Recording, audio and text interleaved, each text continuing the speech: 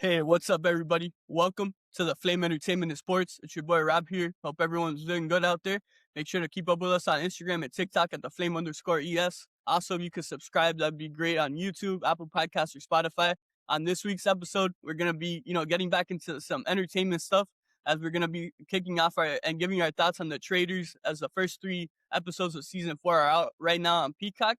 And then in the sports world, we're gonna be talking about the wild card round in the NFL playoffs, giving my thoughts on those games, as well as giving my thoughts on the upcoming divisional round occurring this coming weekend. And then in the sports world, we finish off with some thoughts on the Dolphins as they hired a GM and Jon-Eric Sullivan of the Green Bay Packers. And now they're officially on to their head coaching search. So yeah, it's a jam-packed episode, a lot of fun stuff. The Traitors, one of my favorite shows. I always love talking about the NFL and the Dolphins, of course. So yeah, guys, I hope you enjoy it.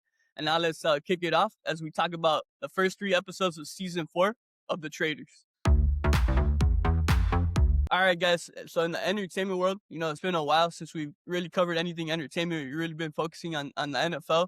But yeah, this week we're back in entertainment. We're going to be talking about one of my favorite reality competition shows. I've loved it, ever since it came out a couple of years ago, but I've never really covered it on here on the podcast. So I'm happy to be doing that now. We're going to be giving our thoughts on episodes 1 through 3 of the Traitors season 4. It came out last Thursday on Peacock. And, I'm going to give, I had some notes that I wrote down of things that really intrigued me and that, I wanted to cover on here on the podcast. Obviously, it's not going to be every single detail, being that it was 3 episodes.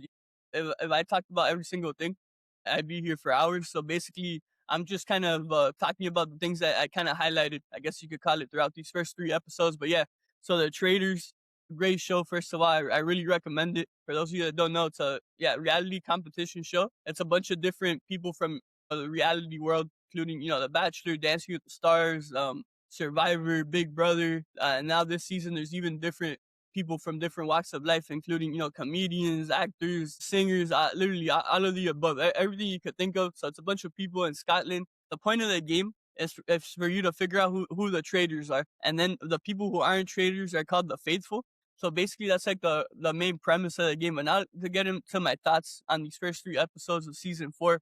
So first off, there was a twist to start off this season that we hadn't seen on the first 3 seasons of the show. So when the whole cast is gathered outside of the castle there in Scotland, and Alan, the host of the show, comes out and like welcomes them in to the Traitors and all that sort of stuff. There was a twist this year, and basically Alan called each of the cast members one by one. He would open a briefcase and it would show them whether or not they're a traitor. And basically, this was called a ghost traitor, and a ghost traitor's never been really seen here in the history of the Traitors, at least in the U.S. version. I'm not sure of the Traitors in other countries, but so yeah, we had a secret traitor, and basically, yeah, Alan was showing each person with the briefcase, and ultimately, my guess for that secret traitor was either Ian, who was from, I believe, Survivor, and then or Colton Underwood, who of course was the Bachelor. I thought it was one of them based on their facial expressions, and no one else really stood out to me. And I felt like some of the people who I expected to be the secret traitor kind of had like a disappointing look on their face. So, but I ended up being wrong. So this is a spoiler warning. Obviously, I know it only came out a week ago, but still, this is a spoiler warning. So if you want to skip now, okay. So the secret traitor ended up being Donna Kelsey, who of course is the mother of Travis and Jason Kelsey, and soon to be mother-in-law of Taylor Swift. So that was really cool to see Donna Kelsey on here. But yeah, she ended up being the secret traitor, or ghost traitor, whatever you want to call it. And ultimately, I thought she did a great job. She lasted past the first round table, and then she ended up being figured out in the second round table. I'm not gonna lie, I didn't have any suspicions whatsoever of Donna, so I thought she literally did a hell of a job, because I was completely fooled. But with that said, the majority of the people in her cast were not fooled at all. They just felt that she was like too quiet. They felt that she wasn't really interacting with people, and that she was being kind of like secretive in her own way. I just thought it was that, she wasn't really, I thought she was just like a shy person overall. But hey, you got to credit the Faithful and the rest of the people there for figuring out that she was a traitor. And then the interesting part now, right? So it's the ghost traitor that Donna was, but then we also have 3 main traitors, but those 3 main traitors had no idea who the ghost traitor. Now, obviously, now they know who it is, being that Donna was figured out, and they didn't know she was a traitor beforehand. And those 3 traitors are Rob from Love Island, and we have Lisa Rinna from The Housewives, and also Candace from The Housewives as well. And yeah, overall, to give some thoughts here on those traders. So for Candace, I wrote this down in my notes. I put she's Phaedra part 2. Phaedra Parks was on the Traitors, and she's a Real Housewife as well. And I thought like a lot of people loved Phaedra on her season of the Traitors. I thought she was like a cool personality, but I felt that she was a little too like out there and talkative to be a traitor. I felt that she kept putting herself in the fire in the way, and ultimately that ended up biting her in the butt because she didn't end up lasting or winning anything on her season. And then the reason I compare Candace and Phaedra here, I feel that she might be caught because she talks too much, and that's literally I just described Phaedra on her season. I feel Candace is the same way, and she's gonna kind of have to like stay out of it a little bit because she keeps like drawing a lot of eyes and attention to herself. And as for Rob and Rinna, I put Rob and Rinna are tremendous traders, and they have a great chance of lasting. But Candace and her outspokenness and talking might disrupt some things, and I'm kind of predicting that as of now. And it kind of sucks. I feel like Rob and Lisa Rinna are really good traders. Then next up, I feel that Colton Underwood, Mark Ballas, Dancing with the Stars, and Stephen Colletti from One Tree Hill are very strong players and give similar vibes to Pilot P and Dylan Efron. And I'm really hoping that's the case because I'm a fan of the three of them. And I just feel like early on, we already see how smart they are. We see Colton, we kind of see him observing things, but also being like a leader in terms of being like the outspoken one of the faithful, kind of like Pilot P type of vibes. But then we also have Mark and Steven who are kind of like quiet, but you could tell they're very smart people overall. Next up, I put something feels fishy about Portia. So yeah, Portia is a housewife. She was the first person voted out, and it was so weird. The reason she was voted out is because she said multiple things that like kind of sounded like she was a traitor. She's like, oh, when I killed Ian last night. That was one of the lines she said, and the comedian on the show, Ron Funches, he heard her. And while they're gathered in the round table before voting out who they're gonna vote on that first round table, he brought it up to the whole group. So the majority of them ended up voting for Portia, and I was even excited. I was like, "Wow, this has never been done." The traitors never been voted out in the first round table. And then when she revealed she wasn't a traitor, I was just like, I was lost, and it just felt kind of fishy because of the comments she said. I feel like I don't know if enough people are talking about it. It's kind of weird. Like, don't get me wrong, I don't have any prior knowledge of Portia on like the Real Housewives of Atlanta, so maybe she kind of talks all over the place. But like, it felt kind of weird because there's two specific phrases that she said that literally like sounded like she was one of the traitors. So it was kind of weird how that all worked out. And then I wrote down, oh yeah, I already talked about this about Donna. I didn't expect her to be a secret traitor at all. And then I really hope Ron is able to redeem himself, being that he was the one that brought up Portia's name, and then it ended up being that she wasn't a traitor. Now, a lot of people are against Ron, and they feel that he's a part of the traitors, which of course makes sense. You can't blame the rest of the people, but I hope he's able to redeem himself. I know he's like a really good faithful, and he's actually a smart guy. You could see him kind of observing everything. So I hope Ron's able to redeem himself, early on in episode 4 before the round table this coming Thursday night on Peacock. Oh yeah, and then after, by the way, when Portia was, when Portia revealed that she wasn't a traitor after being voted out of the first roundtable, I wrote down, I thought Jam Jen, who's from Survivor, I thought he was the secret traitor actually. After Portia revealed she wasn't, but ultimately, like I said already, ended up being Donna Kelsey. And I really like Michael, but I hope he's a little more careful with what he says because I know he could be a very important asset for the faithful in the long term. As a fan of the faithful, and that's Michael Rappaport. I know a lot of people are annoyed by him. He's a comedian, very outspoken guy, super loud, makes his presence known. I guess you could describe it like that overall. But I feel like Michael's actually a really smart asset. I hope one of the, more quieter, more observant, faithful members such as Mark, Steven, or Colton are able to like kind of put him under their wings and kind of calm him down and maybe, have him just like say things to them low key rather than like being super loud all the time. Yeah, I feel that could really end up biting Michael at the end of it because I do feel he could be such a great asset for the Traitors. I am a fan of Michael Rappaport actually on the Traitors, so I hope he goes far and we have some people who are able to kind of mentor him and help guide the faithful to win at the end of this season. And then lastly, a couple more notes I have here. I would love to see this unit come together and win it off for the faithful. Mark Ballas, Stephen Colletti, Colton Underwood, Ron Funches, and Michael Rappaport. Right now, those are my favorites, basically. And I hope they all come together as one group of faithful and end up being the champs at the end of this season. And then I put Maura from Love Island, and then Caroline, who was a housewife. I put the hard eyes emoji to describe both of them. And then Maura's Irish accent as well. Two beautiful women there. So I had to make sure to give them a shout out on here. But yeah, guys, those are some of the notes I had during the first 3 episodes of the Traitors season 4.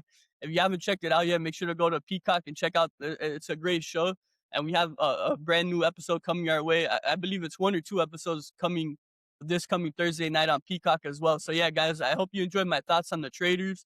If you want to share your thoughts with us here, make sure to drop your comments down here below on YouTube. You can also share your thoughts on the Traitors with us on Instagram or TikTok at the flame_ES. But yeah, guys, gonna wrap up our Traitors talk for today.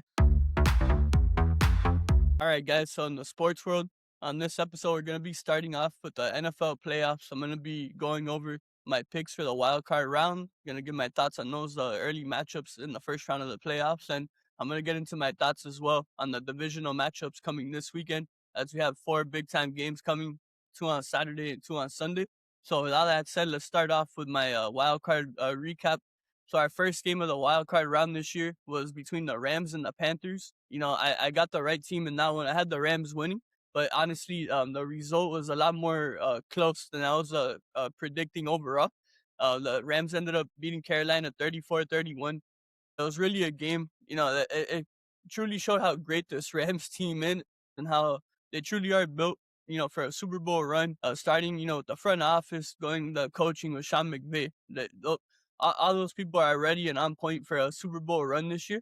I just feel like really the story of this first playoff game for LA. I think they made a lot of mental, uncharacteristic mistakes that they usually never really make. So I think that's really the result of this game is why the Rams had to come back and do a last minute drive there to beat Carolina. They had a lot of mental mistakes, whether it be flags and certain things like that. And overall, like, not to discredit Carolina at all, 'cause I feel like Carolina really shocked a lot of people the way they fought in this one. Early on, it looked like the Rams were gonna, completely dominate from start to finish, but ultimately that wasn't the case. Along with a mix, right, of Rams mistakes, like I already said, Carolina also never gave up. You got to give credit to second-year head coach David Canales. He kept adjusting, and he did a hell of a job. Their defensive coordinator did a great job.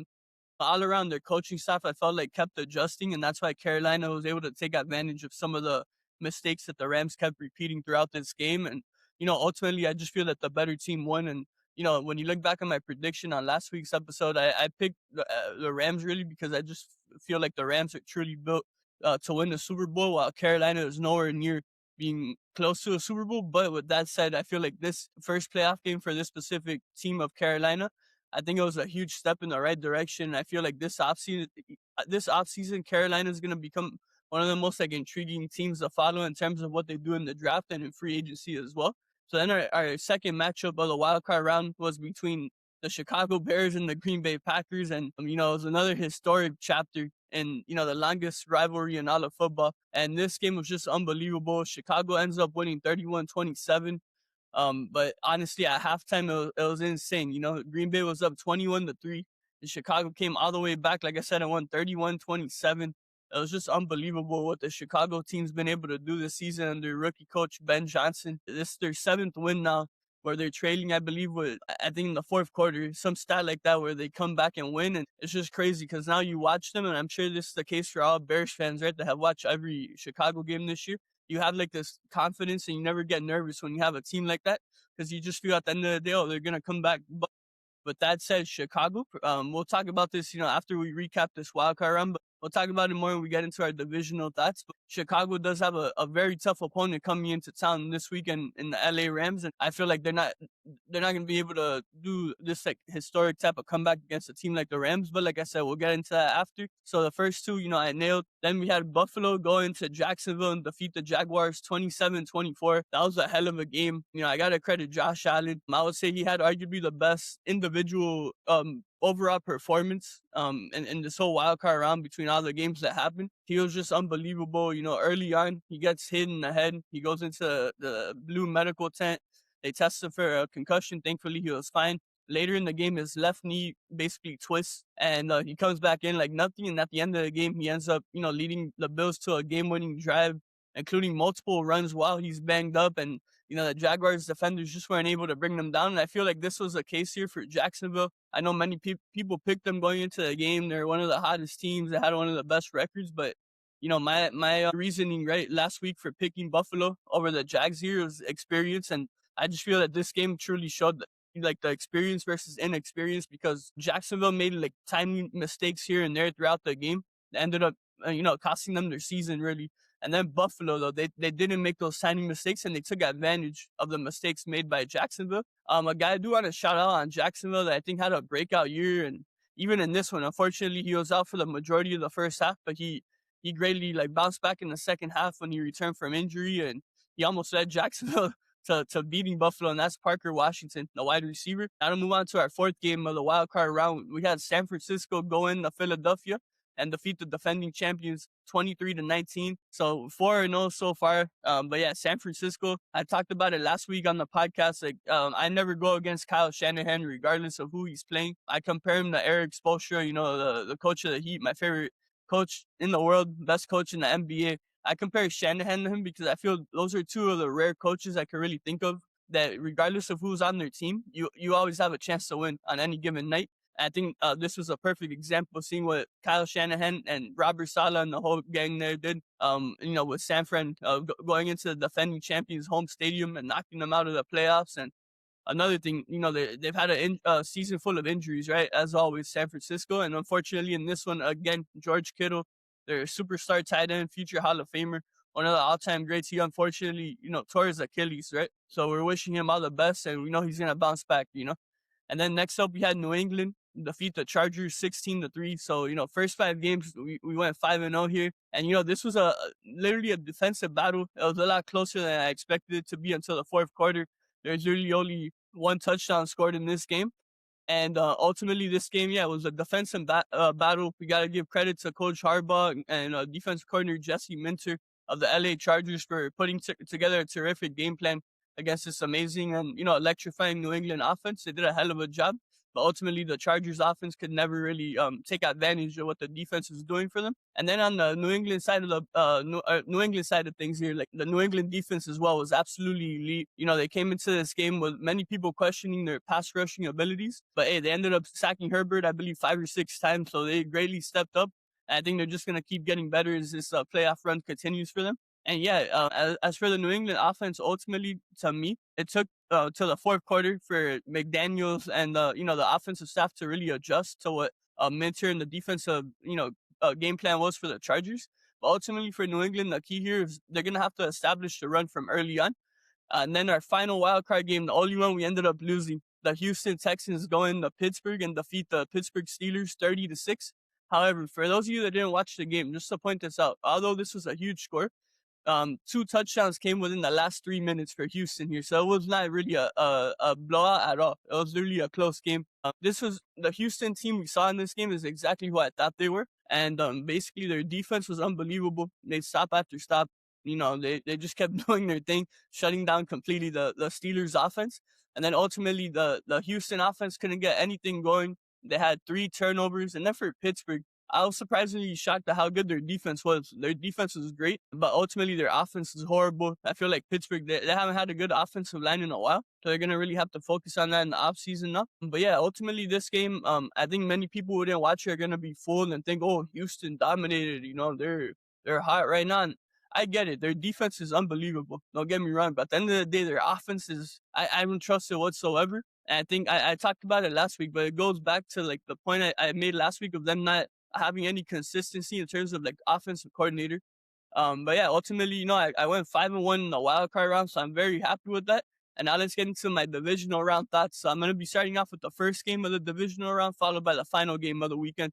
So first up, we have the Bills traveling to Denver to take on the 1-seeded Denver Broncos. My original predictions last week, I had Buffalo beating Denver, and I still have that same, prediction this week. And it literally goes back to why I picked Buffalo over Jacksonville. I always go with experience over inexperience in the playoffs. And in this case, once again, Buffalo has all the experience, 7 straight years in the playoffs. And then Denver, they're such a young team. They don't have a lot of experience. And my one downfall the whole season on Denver is that they've had to come back way too many times. And that's not a recipe for success here in the playoffs. And then next up, we have the San Francisco 49ers heading into Seattle.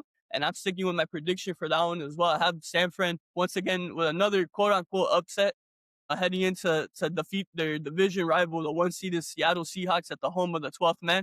And I just think San Francisco, they're hitting on all cylinders right now. as I've said already multiple times, I never go against Kyle Shanahan. I think Robert Saleh has been arguably the best defensive coordinator in the league. You know, he lost two of his superstars early on in Bosa and Warner. And what he's been able to do has just been unbelievable, regardless of who of the players that have been given for him to use. I just think San Fran is going to keep that going. As for Seattle, they have had a tremendous season this year. You know, something that I think I want to shout them out with is they've been able to establish the run, you know, towards the end of the season. That was something early on in the season. I really just saw their defense carrying them, and that's not a problem, but I didn't really see their offense as anything like consistent or anything special, especially for a playoff run. But ultimately, towards the end of the year, you know, their offensive coordinator, Clint Kubiak, he started emphasizing the run, and at the end of the day, they have one of the best two-headed running backs in the league in Kenneth Walker and Zach Charbonnet. So I think Seattle's a hell of a team. I just feel like San Fran's going to get them this time.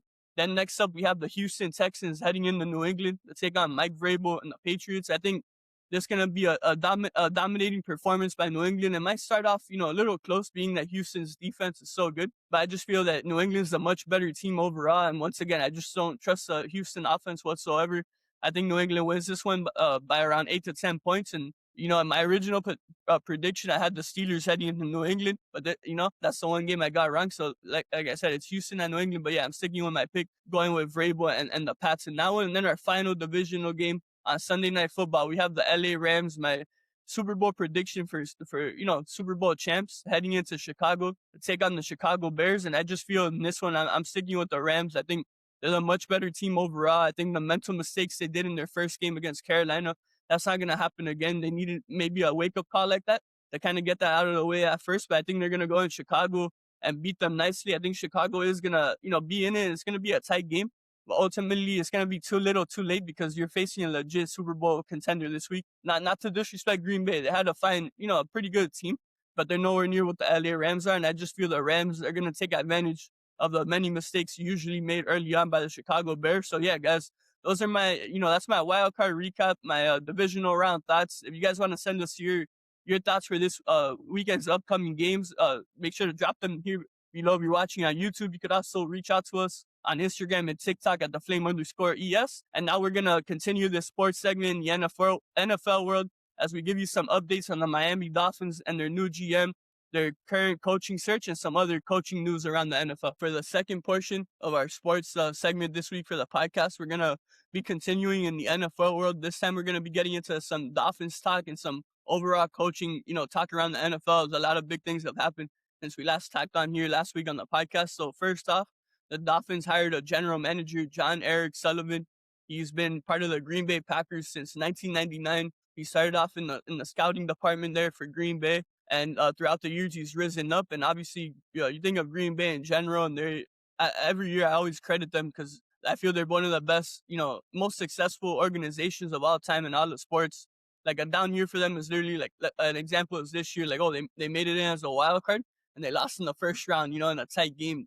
That's literally a down year for Green Bay. So it's just incredible, you know, what they've been able to do there. And the cool thing, he's been there for, you know, multiple eras of success, whether it be the Favre years, followed by the Rodgers years, and now, you know, most recently the Jordan Love years as well. So I think, you know, Jon-Eric Sullivan, research I've done, you know, a lot of people are high on him. You know, I was reading that Matt LaFleur, you know, coach of the Packers, who I love, was his highest advocate, right, inside of the Green Bay organization. So that's a great sign for me. And another great sign for me, this hire of Jon-Eric Sullivan as the, you know, next GM of the Dolphins, is that Troy Aikman, who was part of course, the GM search group here for the Dolphins. He was the highest advocate within this group, and I think that's the best thing as Dolphin fans that we could hear. Because at the end of the day, the rest of the group has been in place here with Stephen Ross for, you know, the whole run that he's been the owner here, and obviously they haven't really made a difference whatsoever. So I feel like it's a great sign that the outside voice we brought in is the one that was pushing the hardest for Jon-Eric Sullivan. So another thing I love about the hiring of Jon-Eric Sullivan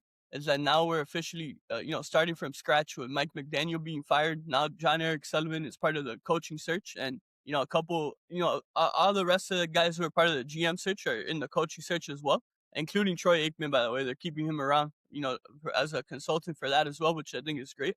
But most importantly, we're going to have a GM actually go and find his head coach, and that means we're going to have two guys that are completely aligned, you know? So I think that's a great sign for Dolphins fans. And then, you know, speaking of Dolphins and all that. Now, yeah, the coaching search has officially begun. At first, John Harbaugh, of course, was a name we talked about on here last week, and we thought that was going to be a real possibility.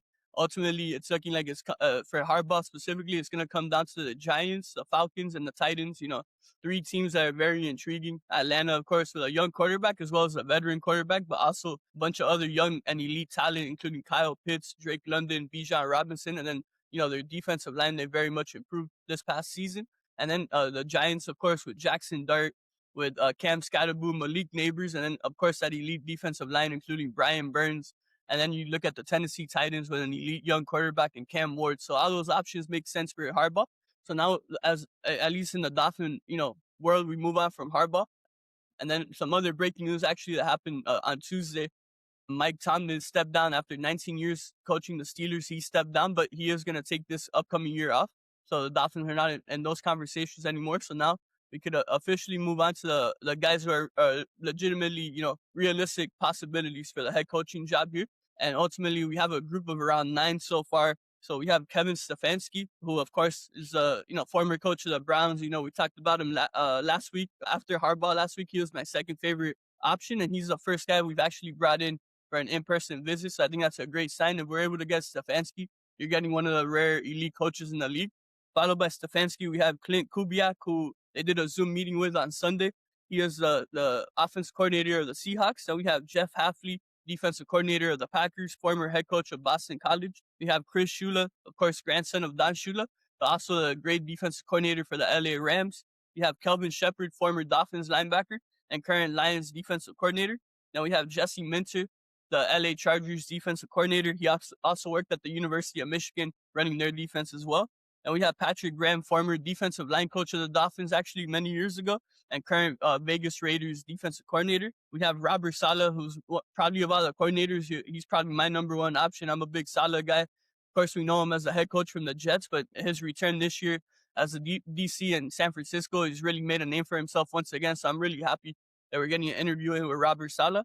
And then finally, we have Anthony Campanelli, the former linebacker coach of the Dolphins a couple years ago under Vic Fangio, actually, and current Jacksonville Jaguars defensive coordinator. Those are the names as of now. Like I said, we've already interviewed, Kubiak via Zoom. Stefanski came in person, and now the rest, we're going to kind of have to wait and see because the majority of these guys are currently working for teams that are in the playoffs still right now. But yeah, ultimately, like I said, if you're able to land Kevin Stefanski here in Miami, you're literally getting one of the rare elite coaches in the league. What he did in Cleveland was just unbelievable with everything he went through, all the turmoil, all the distractions, all the drama. He had, multiple playoff runs, multiple double-digit win seasons. It's just unbelievable what Stefanski did there. And I think if him and, Jon-Eric Sullivan, align on other views on how, a franchise should be built from the ground up, I think it'll be a match made in heaven, that pairing there for the Dolphins. So, yeah, overall, that's a little Dolphins update for you. And yeah, guys, gonna wrap up our sports segment. Of course, we started off with our NFL playoff predictions for this weekend in the divisional round, as well as our recap of the wild card round. And then, we finish off with some Dolphins talking about, our new GM and our head coaching search. So I hope you guys enjoyed it. All right, guys, thank you so much for tuning in to this episode of the Flame Entertainment and Sports. Hope you guys enjoyed hearing my thoughts on the Traitors as well as my thoughts on the NFL playoffs and everything going on right now with the Miami Dolphins. If you guys want to share your thoughts on any of these topics with us and you're watching here on YouTube, make sure to comment down here below. You could also share your thoughts with us on Instagram and TikTok at the _ES. Make sure to, keep up with us on there as well. We post stuff that doesn't necessarily always have to do with what we're talking about in the podcast. So it's a fun time on Instagram and TikTok over there. This past Sunday, we had the Golden Globes. We did a lot of posts on there. So thank you to everyone who liked, commented, shared, whatever it may be. We appreciate it. But yeah, guys, hope you guys enjoyed this episode once again. Please subscribe to us on YouTube, Apple Podcasts, and Spotify. Once again, check us out on Instagram and TikTok at the _ES. Fins up. Until next time, everyone, take care.